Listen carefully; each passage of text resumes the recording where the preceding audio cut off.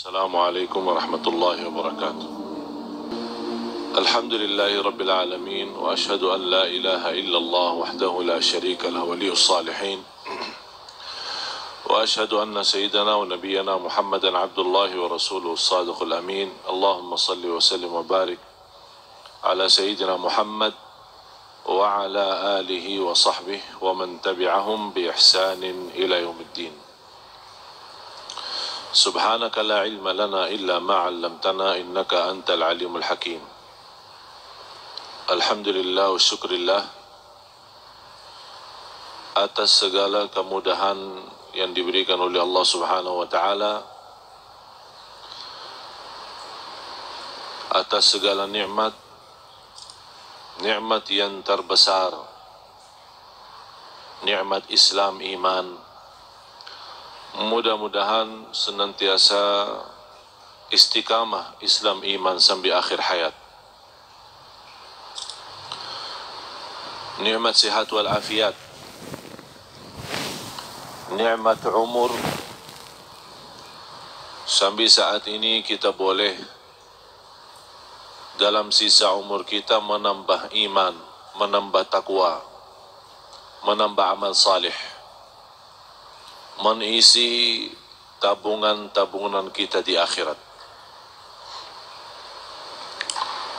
Karena tabungan itu dua, ada tabungan dunia, boleh berguna, boleh tidak berguna. Tabungan dunia kalau kita isi,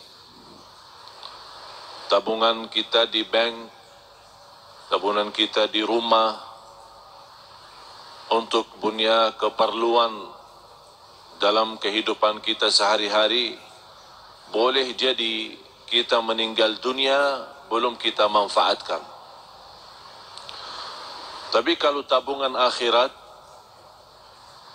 mengisi amal salih, mengisi ikhlas, mengisi puasa, mengisi salat malam, mengisi salat sunnah-sunnah, duha, sunnah wudu, tahiyatul masjid, banyak amal-amal salih lainnya, kita boleh dapat tengok nanti di hari kiamat apa isi tabungan kita di akhirat. Kita sebagai umat Islam semestinya perhatian kita bukan tabungan dunia, tapi perhatian kita kepada tabungan akhirat. Karena tabungan akhirat itu yang kita ketemu, itu yang kita dapat, itu yang kita rasakan. Sebagaimana seorang murid ditanya oleh gurunya, kamu sudah belajar sekian tahun bersama saya, apa yang kamu dapat belajaran? Kata seorang murid, saya dapat belajaran seluruh manusia punya kawan, punya sahabat. Tapi begitu meninggal dunia, itu sahabat tidak boleh ikut, pisah. Mana ada sahabat kita yang rela ikhlas mau masuk jadi sahabat kita di dalam kubur? Tidak ada. Biarpun sahabat rapat, sahabat akrab, kalau kita sudah masuk kubur, dia minta izin, maaf, saya tidak boleh ikut, pisah.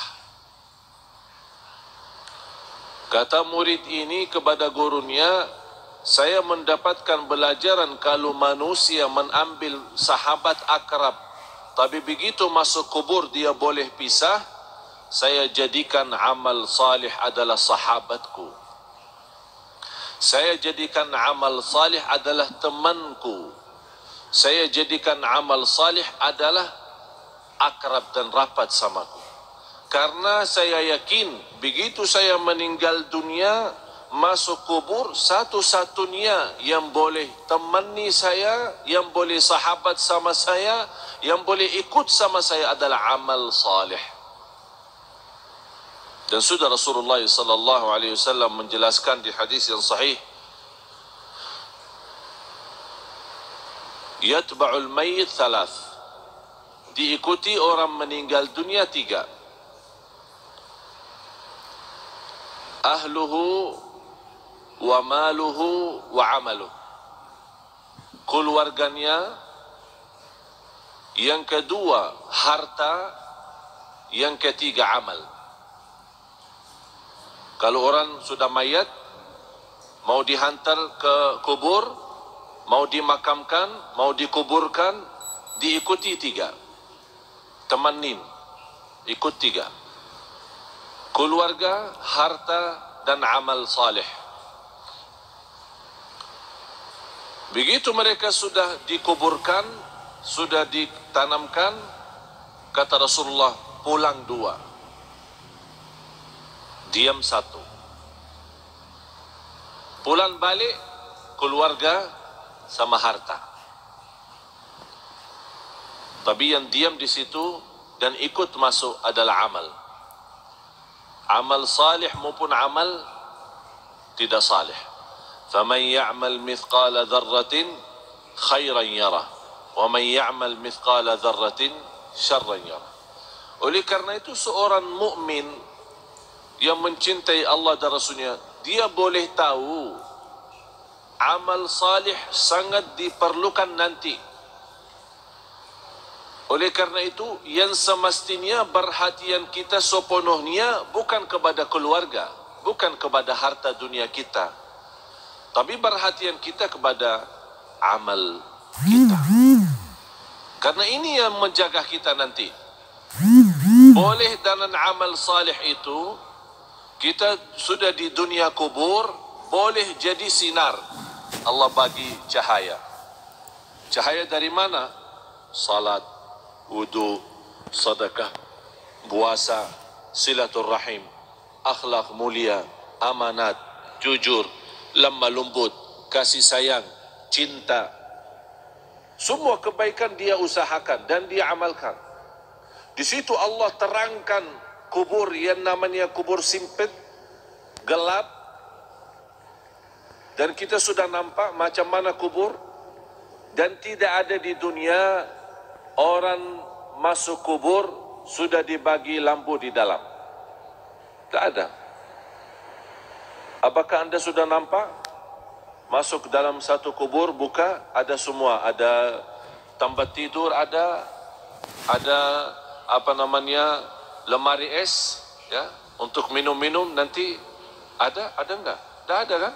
Tidak ada sama sekali. Selimut, bantal, boleh masuk sana? Tidak ada. Semuanya tidak ada. Biarpun raja, biarpun sultan, biarpun menteri, biarpun orang kaya, biarpun apapun jabatan, biar miskin, boleh di dunia beda rumah. Orang kaya punya istana, punya rumah bagus. Orang miskin punya rumah sederhana. Tapi kalau dalam kubur sama, tidak beza. Tapi yang boleh jadi beza kalau di kubur, bukan soal kaya miskin, bukan soal orang mulia, soal orang biasa. Tapi yang menjadi beza dalam kubur adalah amal salih. Disitulah dalam amal salih Allah terangkan kubur yang sempit, yang gelap, tidak ada udara, tidak ada angin, tidak ada oksigen, tapi boleh orang yang masuk di sana karena dia banyak istighfar, banyak jaga salat, banyak salat malam. Allah luaskan dia punya kubur. Sebagaimana kata Rasulullah, Allah jadikan kubur itu raudhah min riyadil jannah, taman dari taman surga. Dan boleh juga kubur itu menjadi lubang dari lubang neraka. Apakah kita sudah bersedia masuk rumah baru itu sesuatu yang mesti? Tidak boleh seorang tidak masuk sana. Semua mesti masuk. Semua mesti masuk. Apa itu orangnya, dari mana orangnya, muslim, non-muslim, apapun agamanya, apapun budayanya, Arab, non-Arab, semua masuk kubur itu. Semua masuk. Nampaknya kubur itu sama, tapi sungguh di dalamnya sangat beza.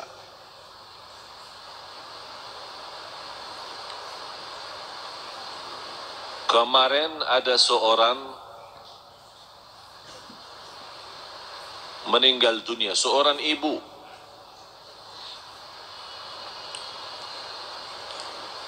Keluarga menceritakan sekian tahun sudah meninggal dunia. Ada satu projek dari pemerintah mau buat jalan di situ.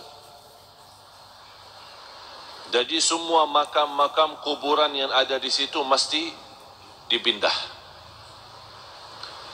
Pas mereka dikubur seorang ibu yang sudah meninggal dunia sekian tahun, dibongkar kubur, dibuka, dicium harumnya macam harum misk.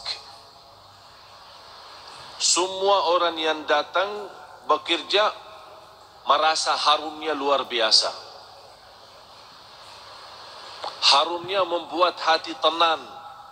Harumnya yang tidak pernah kita dapat di dunia. Itu keluar dari dia punya kubur. Akhirnya ditanya dia punya keluarga, apa amalan seorang ibu ini sambil boleh dapat kubur macam itu harumnya?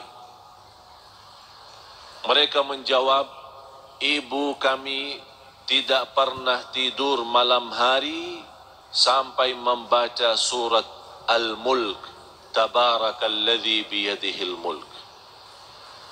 Setiap malam. Allah bukan hanya terangkan kuburannya, tapi Allah harumkan. Harum, luar biasa. Dan itulah kata Rasulullah sallallahu alaihi wasallam, 30 ayat, 30 ayatan syafa'at li sahibiha, 30 ayat yang membantu, yang menolong seorang masuk kubur, diselamatkan oleh Allah dari siksa kubur.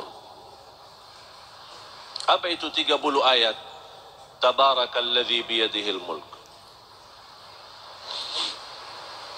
Dan ini juga menjadi sunnah Nabi kita, Nabi Muhammad sallallahu alaihi wasallam. Sekarang tuan-tuan jamaah sekalian cuba bertanya diri, berapa kali kita baca surat Al-Mulk? Ini bahan suratul Mulk 30 ayat, kalau kita duduk tidak lebih dari 15 minit, 20 minit. Tapi 15 minit mahal. 15 minit jamin kita selamat dari siksa kubur. Tapi banyak manusia yang lalai. 15 menit boleh kita selamat di alam kubur, tapi kita lalai, sepertinya kita sudah siap disiksa di kubur, bukan diselamatkan. Na'udzubillah. Oleh karena itu, tuan-tuan jamaah sekalian yang dimuliakan Allah subhanahu wa ta'ala, dirahmati Allah sekalian, baca surat Al-Mulk. Niat kita diselamatkan oleh Allah dari siksa kubur, diselamatkan oleh Allah dari kubur, lubang dari lubang neraka. Menetapkan hati kita saat ditanya oleh Munkar Nakir, kita boleh pandai jawab. Ini semua barakah surat Tabarak. Tabarakalladzi biyadihil mulk wa huwa ala kulli syai'in qadir, alladzi khalaqal mauta wal hayata. Allah menciptakan mati dan hidup, liyabluwakum ayyukum ahsanu amala, diuji kalian siapa di antara kamu yang sebaik-baik amalan. Yang saya herankan, umat Islam yang segitu indahnya Islam, segitu mudah amal salih, tapi banyak yang malas. Malas alasan sibuk, malas alasan hawa nafsu, malas alasan dunia, syahwat, harta, anak, keluarga. Kalau sudah masuk di dunia kubur, baru dia nampak hakikah berlaku dan perbuatannya. Di situ dia bercakap, ya Allah, korbankan semua keluarga saya siap. Saya ikhlaskan semua jadi korban. Orang tua saya, istri saya, anak saya, cucu saya, harta saya, semua masuk neraka. Tapi ya Allah, saya mau selamat sendiri. Itu berkata orang kalau sudah masuk di sana, dia akan nyesal, dia akan sedih. Tapi tidak ada guna kalau sudah nyesal di dalam sana. Tidak ada guna. Sekarang nyesal ada guna. Kalau nyesal merubah kehidupan kita menjadi lebih baik. Kalau kita sedih menjadi orang segera taubatan nasuha, mengisi amal salih, mengisi taqwa dan mengisi apa yang diridai Allah Subhanahu wa taala. Baru akan terwujud saat kita menghadapi kematian. Ya ayyatuhan nafsul mutmainnah, irji'i ila rabbiki radiyatan mardiyah. Ini sebuah penghargaan yang luar biasa istimewa dari Allah. Ini Allah panggil, jiwa yang tenang, sini, jangan takut, jangan khawatir. Allah sambut, Allah jumbut, Allah muliakan orang-orang yang berjuang dalam kehidupannya karena Allah, dan dia wujudkan, qul inna salati wa nusuki wa mahyaya wa mamati lillahi rabbil alamin. Dia wujud hidupku, matiku karena Allah. Di situ nanti di akhir hayat Allah jaminkan husnul khatimah. Tuan-tuan jemaah sekalian, sisa umur kita tidak ada yang boleh tahu. Sudah saya silaturrahim kali ini yang ke-7. 7 atau yang ke-8? Kurang, yang ke-7. Saya sudah 7 kali ke Malaysia. Allah izinkan bersilaturrahim. Semalam alhamdulillah dengan izin Allah kita kasih di salah masjid di Putrajaya. Alhamdulillah dalam kesempatan ini kita boleh isi di sini. Dan di tempat ini sudah 3 kali ya. 3 kali atau 4 kali. Tujuan kami yang saya sudah 7 kali tidak pernah terbayang boleh 7 kali ke Malaysia. Karena setiap malam mesti saya siap mati. Dan saya nawaitu kalau Allah masih izinkan punya umur lagi, insya-Allah akan berjuang hidupku matiku lillah. Saya punya istri, punya anak, boleh jumpa setiap 4 bulan 1 kali. 4 bulan baru boleh jumpa istri. Karena kenapa? Habis banyak waktu untuk umat, untuk dakwah. Bagaimana tuan-tuan diselamatkan oleh Allah dunia dan akhirat. Bukan hanya dunia. Ini dunia kecil. Dunia kecil. Boleh jadi kaya di dunia tapi sebentar. Boleh nikmat sebentar. Punya jabatan sebentar, semua mau habis. Apapun kekuasaan, keturunan, kebahagiaan, harta, bisnis, usaha, semua itu boleh anda dapat tapi sebentar. Yang harus menjadi nilai bagi kita akhirat. Akhirat. Bal tu'thiruna al-hayata ad-dunya wal akhiratu khairun wa abqa. Hidup di akhirat itu jauh lebih indah, jauh lebih lama. Tidak ada sebentar kalau akhirat, selama-lamanya. Sekarang saya bertanya, mau hidup di dunia senang sebentar, tapi di akhirat susah selama-lamanya. Boleh? Boleh tidak? Senang dunia, senang, sehat, afiat, semua bagus, rumah bagus, kereta bagus, istri cantik, anak banyak, harta di mana-mana, usaha, bisnis, haji, umrah setiap tahun. Alhamdulillah diberikan banyak kemudahan. Senang sebentar. Tapi di akhirat susah selama-lamanya. Boleh? Mau? Siap? Macam mana kalau kita susah sebentar di dunia, tapi senang selama-lamanya? Boleh tidak? Boleh. Tapi kalau jawab mudah, saya sekarang bagi soal, tuan-tuan jawab itu mudah, tapi amalkan susah. Menamalkan susah, mempraktik susah. Semua berkata lebih bagus susah sebentar dunia tapi selama-lamanya senang. Lebih bagus lagi senang dunia, senang akhirat. Itu manusia. Manusia suka macam itu. Dibanding walaupun kita susah 60 tahun, dibanding di akhirat jauh lebih banyak akhirat. 60 tahun sama akhirat belum satu hari. Satu hari di akhirat 1000 tahun di dunia. Satu hari akhirat 1000 tahun di dunia. Bayangkan tidak ada batas selama-lamanya. Berarti 60 tahun tidak ada arti. Tapi sekarang banyak orang jadikan 60 tahun itu berharga.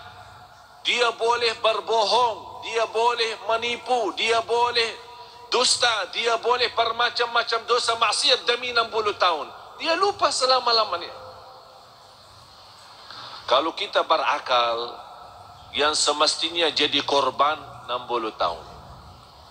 Kalau ada tawaran, mau 1.000 atau 60, milih mana? Anda tuan-tuan milih mana?